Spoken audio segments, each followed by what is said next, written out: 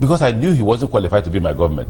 It was just because Chuma came with that advice. If Chuma didn't come with that advice, and that is the worst advice I've accepted in life, and that is the worst decision I've made in life. You're saying that you knew that your chief of staff was like that, and yet he was that close to you. By the time I knew who he was, I had already appointed my chief of staff.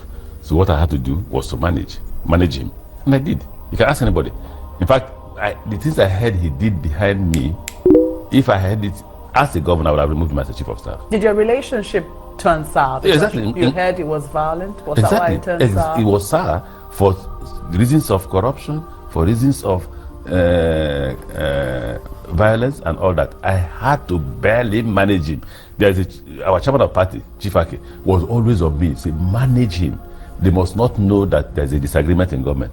And everybody knew that I was just managing him. How? That's not what we're doing. What we're doing is fall on the side of the law. We're the victims. We're helpless. With the governor, who's your friend? Because even when you discovered him of such, you said you managed him, and that time you were managing him, you also recommended him. Who recommended him as minister? I did. A minister, you did. So you also recommended him, even though you knew that you were trying to manage him. You sent him to the federal cabinet. So in other words, it might be that you're saying this because both of you are not in good terms. He wants a good man to you, and yes, you don't recommend someone who. I wish you know those who are good men to me. Mr. Ameachi, you wouldn't. If I'm your friend, you wouldn't recommend me if I'm a bad man. And just listen.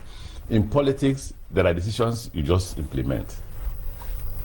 As a governor, there's what Nigerian politicians call you must consult.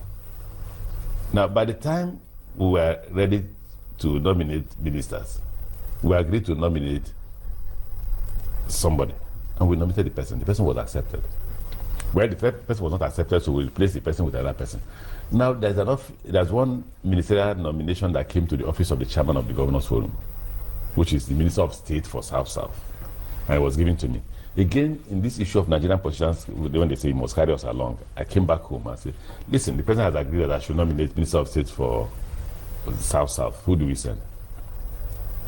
A friend of mine and his friend, who he brought to us, and now we own him as our friend, because he remained with us despite the fact that this man went away. Chuma, who became my commissioner for commerce, now advised that our friend is a bit depressed since I removed him as chief of staff. That we don't want to have a medical crisis in our hand. I won't see the details. That if we don't want to have the medical crisis in our hand, we should please put him forward. That he thinks that the federal government can control his activities. So if we put him forward, he thinks that the president, he may not be as reckless as he will be in the state.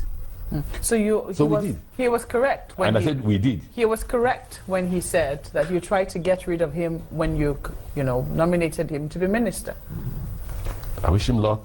One thing I do in life is that if I'm privileged to nominate you, I finished. How you manage your position, what you do I'm with saying that. I mean, that's what he said. How can I? He said there was Don't forget that. He said there was a sinister motive. That was why you nominated him. It wasn't altruistic. Oh, that I was trying to get him away from Port Harcourt? Yes. Oh, first I've got him out of my government because I knew he wasn't qualified to be my government.